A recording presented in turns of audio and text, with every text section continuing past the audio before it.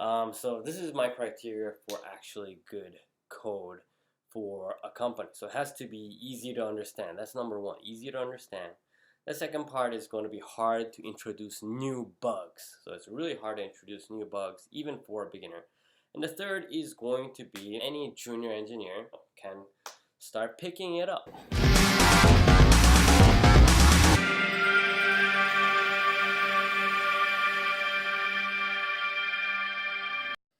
Alright guys, this is Crazy Coder Al. So today I'm going to talk about why sometimes, especially for startups or small teams, why you want to have your top coders to actually try to make more of a McDonald's kind of code base and design instead of like a super Michelin star top tier, like, design patterns, all this complicated code, and kind of really make it hard for new developers to onboard on the new system. So this is my criteria for actually good code for a company. So it has to be easy to understand. That's number one, easy to understand. The second part is going to be hard to introduce new bugs. So it's really hard to introduce new bugs, even for a beginner. And the third is going to be any junior engineer can start picking it up. Making small bug changes without breaking anything. It's hard to do regression. So kind of ties up to the number 1 and 2 spots. So this is my criteria. So it's easy to understand, hard to introduce new bugs, and any junior engineer can start making bug fixes, making small changes without compromising the code. So this is kind of, if I analogy it, it is where you have a Michelin star restaurant with like top chef in the world, and there's that one top chef that makes the best, most amazing dish, right? And then what happens when that chef gets sick? Can the junior chef start picking it up and actually make the recipes? No, not per se. I mean, the years of experience to get a Michelin star kind of rating chef is really hard. So what do I mean by McDonald's code? It is, first of all, the McDonald's code where I actually, talk about here is code that is really easy for new junior engineers to understand. Let's give an example. For example, like I'm an Android developer. I've been working with Visa, Samsung Research America, Amazon, and stuff like that. And even in my current job, it is really, there's certain things that engineers kind of mistakenly or making try to have a good chunk of the team to have total control of the code base. They sometimes overcomplicate things. They sometimes want to have job security code. That's kind of what I call it, job security code, where it is the perfect architecture. I mean, no one's going to deny the tech lead on certain designs, things that are, yeah, every engineer knows that's pretty amazing. It's like the complications of amazing a Rolex watch or a Hublot, so like those kinds of watches, like very intricate design, and maybe it speeds up the app and reduces the memory usage by maybe even like 10-15%. But to make that optimization, it's just the design architecture is just so complicated. One thing is used in multiple classes, and it's just overcomplicate things. And no one really knows the whole source code base except for the tech lead.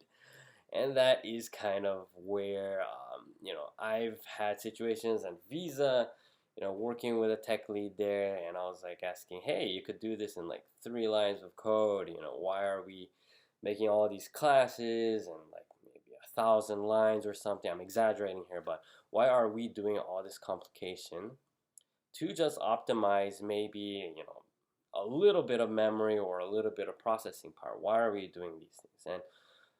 And I just got it straight from the tech lead, in my team during that time. And hey, we're trying to keep our jobs here. We're trying to really make sure we have like a good chunk no one else can kind of fix things except us. And that's kind of why we're introducing these new classes, new design. So it was like a combination of a factory with a state machine and then a model view model. It was like complicated as hell. So what is kind of the way I would actually build code or architect code in a way that is simple. It's McDonald's code. Any junior engineer can start working on it. What would I do? So start with a design doc. Okay, so every good code starts with some kind of structure of a design doc of a very simplified high level architecture. Okay, so what is the one of the best kind of high level architectures that I love to use? It depends on the user flow. So everything starts from UX, UI, okay, but mostly UX. So the user experience is the most important thing. And for example, I work on an IoT team in Amazon, and what the tech lead did great. I love that guy. He went to Google, but he made a very simple overarching architecture, which I really love. And so that is kind of where we had a overarching state machine.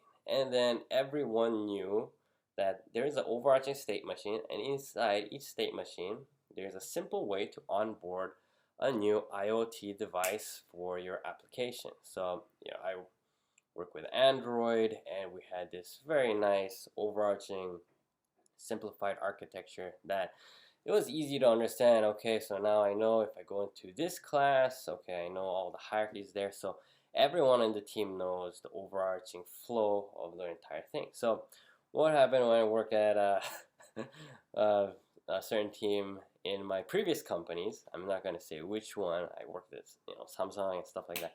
But these guys just kind of, after the tech lead left, the only guy who knew like the whole source code base, there was no documentation, is that like we were screwed. We were just overcomplicated. We didn't know what class did what.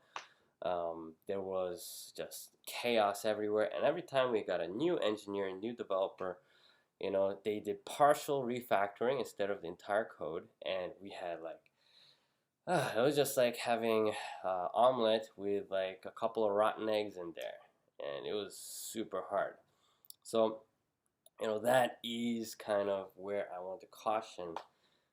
When you hire a new engineer, you gotta have like expectations and tell them, hey, like for us, we are a very fast moving team. We don't want to have like insane optimizations. We go for these 3 principles that are very important to our team. That is, number 1, it's easy to read code. And number 2, it's hard to introduce new bugs because of a certain structure. Everyone knows that structure, and it's going to be implemented the same way for everything else. So it's hard to introduce bugs. And third, junior engineers kind of know, like, hey, if I change this class or I change this view, nothing else is going to break.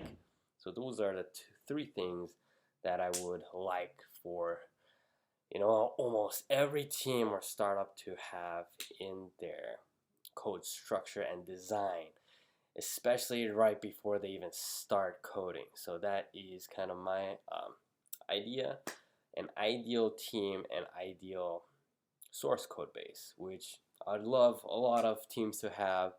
So every time I onboard a new junior engineer or somebody else on the team, it's not gonna kill me, okay? I just don't want to go through just train this person for 3 months for this person to be discouraged and quit and then go to like some random company or start his own company. Okay, so I would really appreciate if like future teams I work with or something to stop with the madness of job security code. So that is my tip for the day. I'll see you guys in my next video. Take care, guys. This was Crazy Coder out.